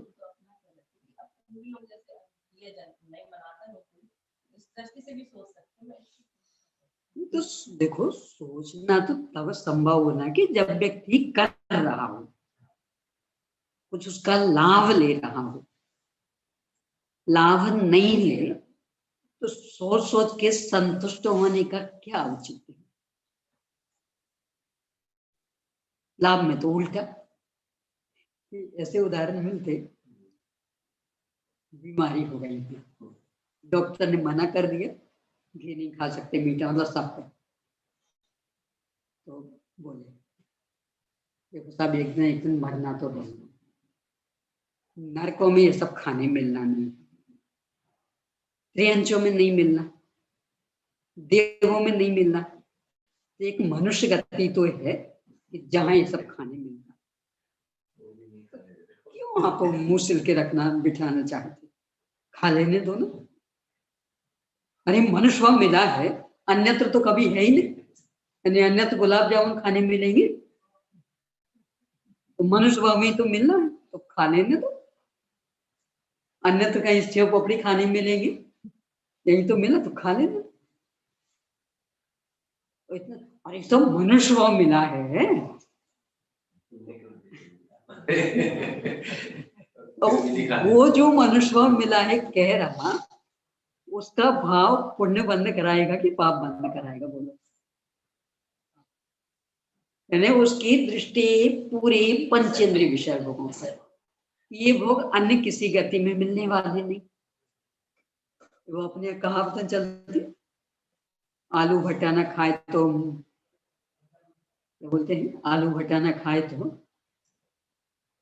मनुष्य का ही बोलते हैं कुछ ऐसा, आलू भट्टा खाए तो मनुष्य हो काय को आए, ऐसा कुछ।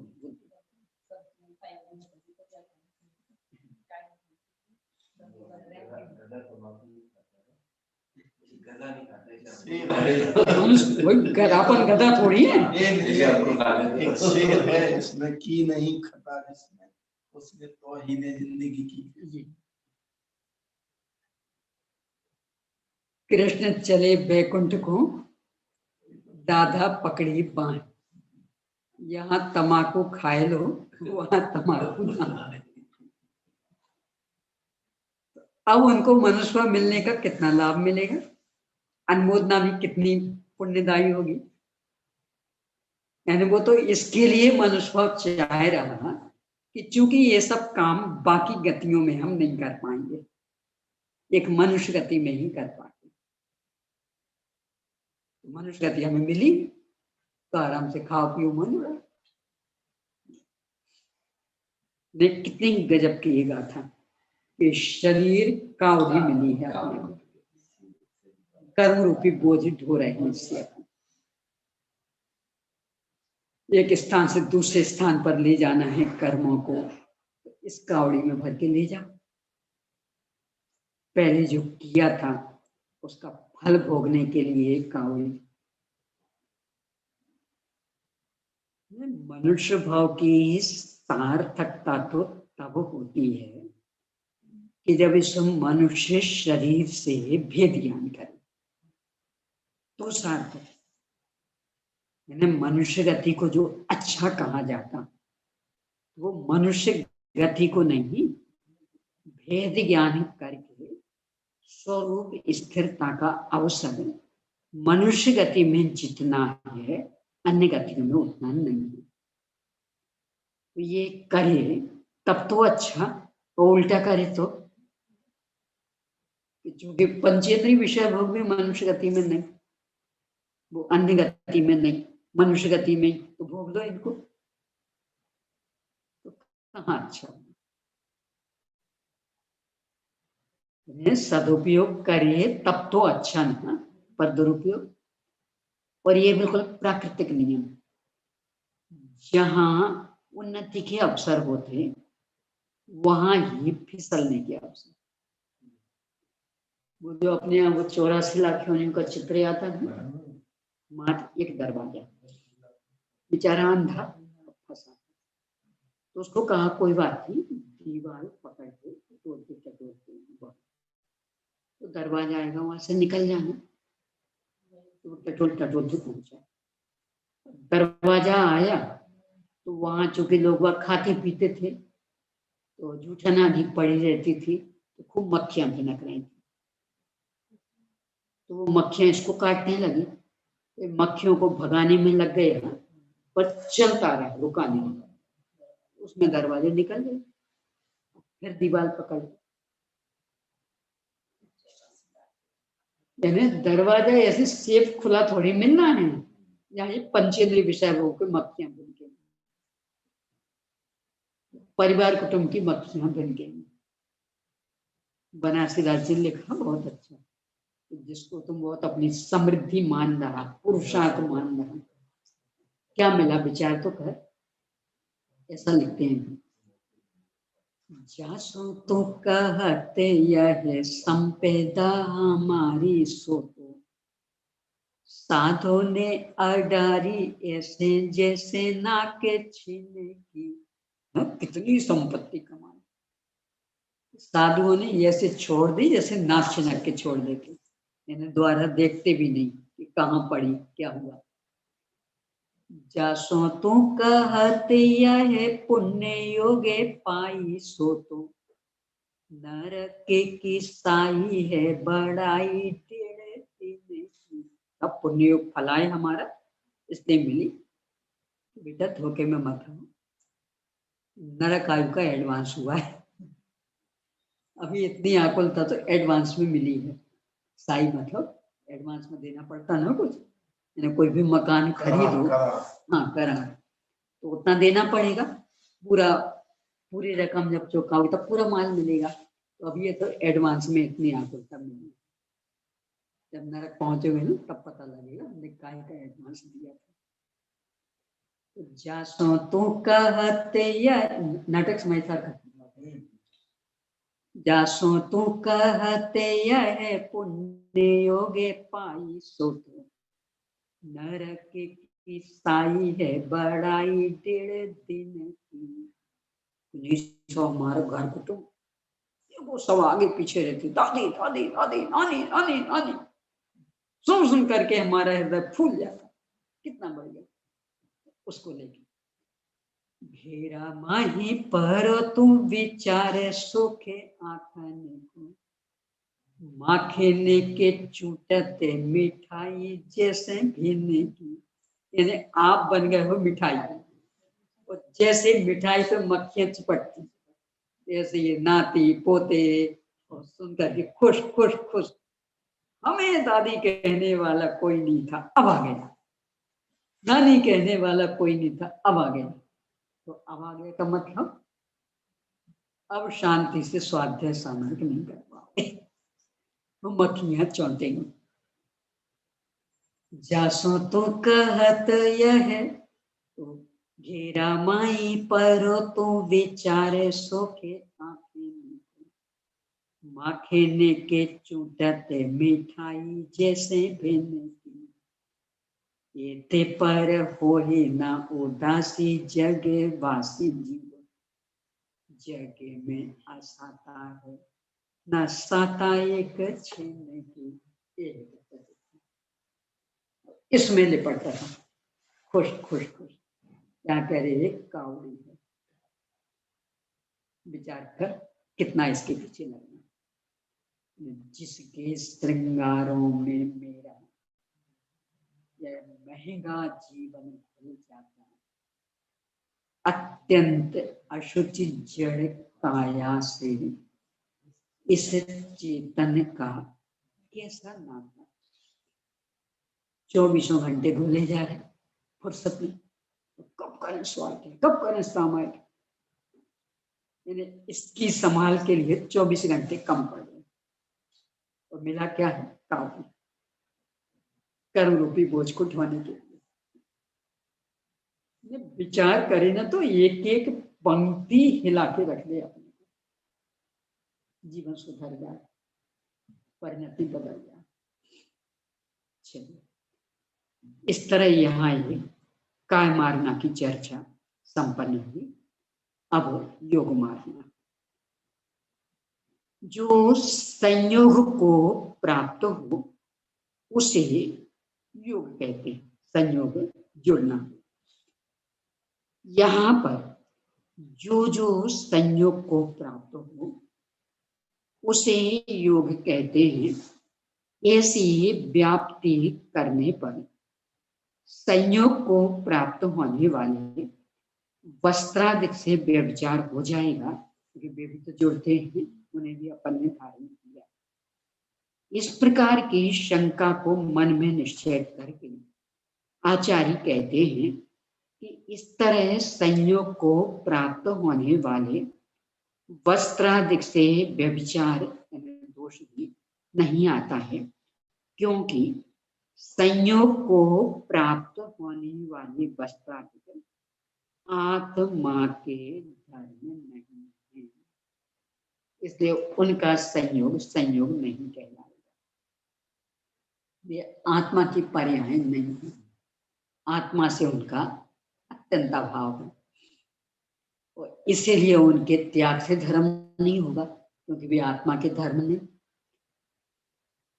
जो जो संयोग को प्राप्त हो उसे योग कहते हैं।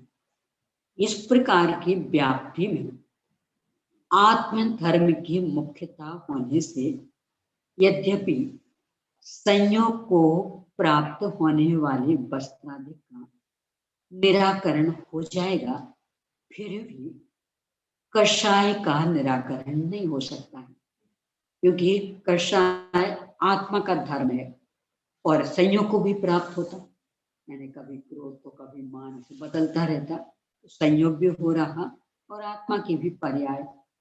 इसलिए जो जो संयोग को प्राप्त हो उसे योग कहते हैं। यह व्याप्ति कषाय में भी घटित होती है, अतएव कषाय के साथ व्यभिचार यानी दोष आ जाता है। ऐसी शंका को मन में धारण करके आचार्य कहते हैं कि इस तरह कषाय के साथ भी व्यभिचार दोष नहीं आता है, क्योंकि कषाय कर्मों के ग्रहण करने में कारण नहीं करती। ये बहुत मार्मिक वाक्य है और इससे ही अर्थ का अनर्थ भी किया जाता है। एक तो होता ग्रहण और एक होता बंधना। ग्रहण होता है योग से, आत्म प्रदेशों के कंपन से, और बंधते हैं फिर मिथ्या दर्शन अभिरति प्रमाद कषाय योग से। योग योग अकेला इरियापत आश्रम में भी कारण बन जाता, तो मिथ्या दर्शन अभिरति प्रमाद कषाय से बंधते हैं और योग से आते हैं। कषाय से चूंकि आते नहीं है, पर विडंबना ये कि कषाय पहले नष्ट होगी, योग बाद में। यानी कर्मों को रोकने वाले कारण पहले नष्ट होंगे और कर्मों को आने में बनने वाले कारण ये बाद में नष्ट होंगे। यानी योग बाद में नष्ट होगा, कषाय आदि पहले नष्ट हो जाएगी। इसलिए ये ख्याल में नहीं आता कि जब कषाय आदि हैं उस समय कर्म जो आ रहे हैं वो कषाय से नहीं, योग से। कषाय में लाने की ताकत नहीं, बांधने की ताकत। और कषाय मतलब मिथ्या दर्शन अभिरति प्रमाद कषाय। ऐसी शंका को मन में धारण करके आचार्य कहते हैं कि इस तरह कषाय के साथ भी व्यभिचार दोष नहीं आता है, क्योंकि कषाय कर्मों के ग्रहण करने में कारण नहीं पड़ती। जो कर्म आते हैं मतलब प्रकृति और प्रदेश बंध होता, आश्रव होता, तो कषाय आदि विकारी भाव ये आश्रव नहीं करा सकते। आश्रव में कारण नहीं, आश्रव होगा योग से और फिर बंधेंगे कषाय से।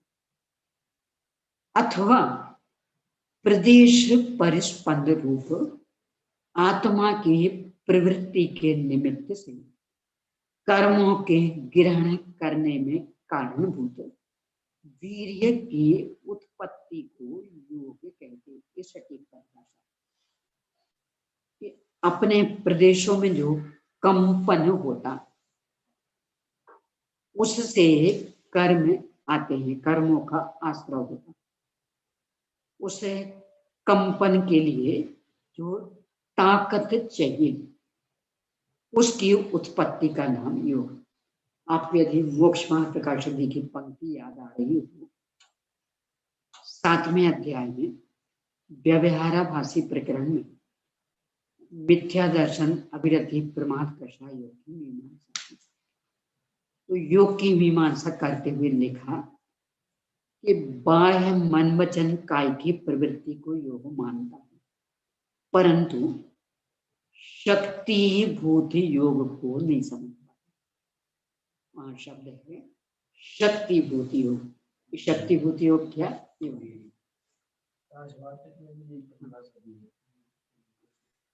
ये शक्ति भूत योग ये है, यानी अपने प्रदेशों में जो कंपन हो रहा उसमें जो अपनी ताकत लग रही जिसके माध्यम से निरंतर कंपन, वो है भाव योग।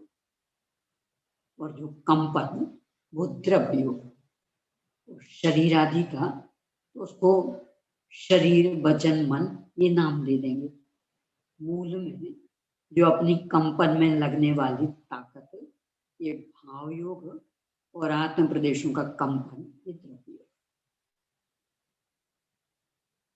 तो आत्मा की प्रदेश परिस्पंदन रूप आत्मा की प्रवृत्ति के निमित्त से कर्मों के ग्रहण करने में कारणभूत वीर की उत्पत्ति शक्ति की प्रकटता को योग कहते हैं।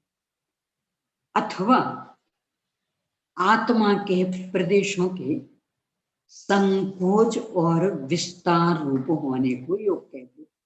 वास्तव में उसका फल यानी आत्म प्रदेशों में जो निरंतर कंपन चलता, इसके कारण आत्म प्रदेशों का संकोच विस्तार होता है। जैसे सांस अंदर जाती छाती फूल जाती, सांस बाहर निकलती छाती थोड़ी दब जाती, ये संकोच विस्तार। कहा भी है। अब इसका मन भी गाते हैं। मन सा वच सा काये न चाविजुत तस्य वीर्य परिणाम जीव सपनियो जो गोति जिने देखो। मन वचन और काय के निमित्त से होने वाली क्रिया से युक्त आत्मा के जो वीर्य विशेष उत्पन्न होता है उसे योग कहते हैं, अथवा जीव के प्रणयोग अर्थात परिस्पंद रूप क्रिया को योग कहते हैं। ऐसा जिनेन्द्र देव ने कथन किया है। तो जो मोक्षम प्रकाशक का वाक्य उसमें मन वचन काय को लेकर के भी चर्चा की और ये कहा बुद्धि पूर्वक मन से कुछ सोचता नहीं है, शरीर से कुछ प्रवृत्ति नहीं करता, वचन से कुछ बोलता नहीं है, मानता है कि हमने योगों का निग्रह कर लिया, परंतु तो शक्तिभूति योग उसे तो पहचानता नहीं। इसमें से अपन पढ़ के देखते हैं। बहुत सुंदर मीमांसा यह है उसकी।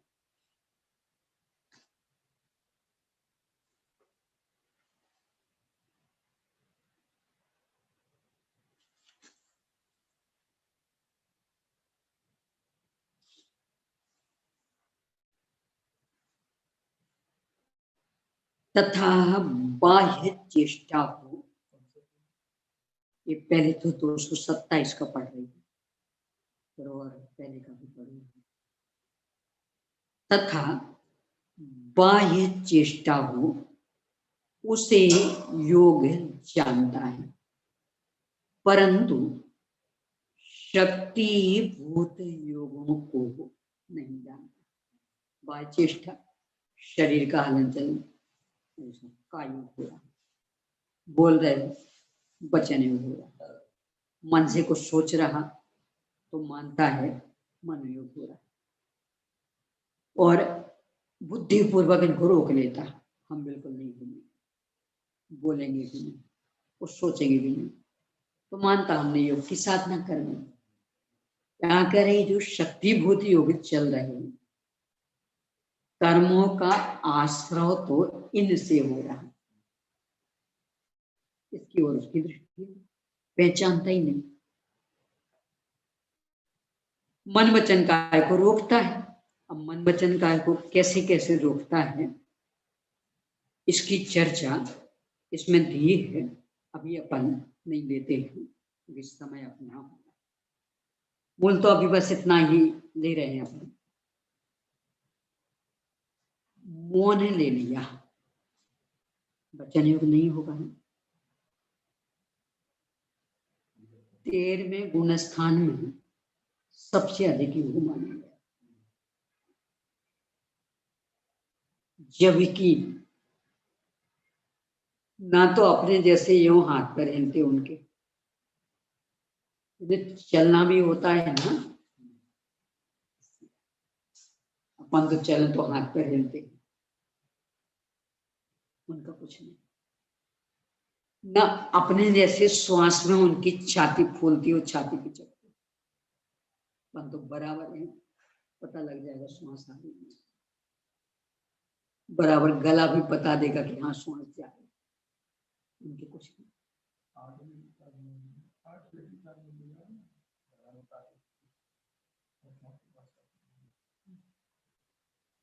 और मन में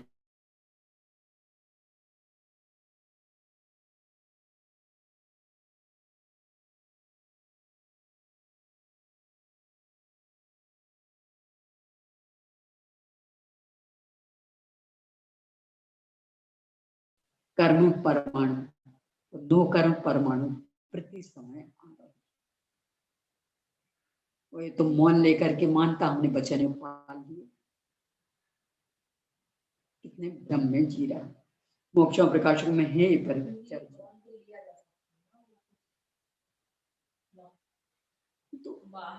अनर्गल पापों से बचने के लिए लेना अलग है, और वास्तव में मेरा मौन और मौन की पूरी मर्यादाएं पालना, यानी मैंने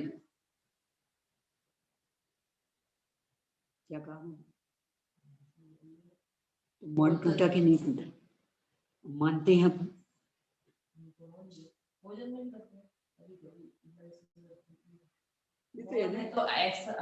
इतना स्पष्ट बोला कि बराबर आप समझ गए, ये बोला नहीं है तो मानते हैं कि हमने मौन तोड़ा, ये विडंबना है। तो मैं तो अकेला इशारा कितने तो लिख के बता देंगे।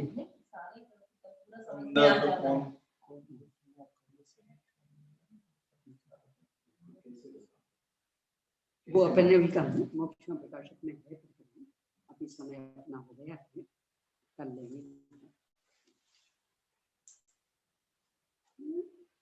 मार्ग बहुत गंभीर है, जितने उथलेपन से अपन ले रहे हैं इसको उतना उथला नहीं है।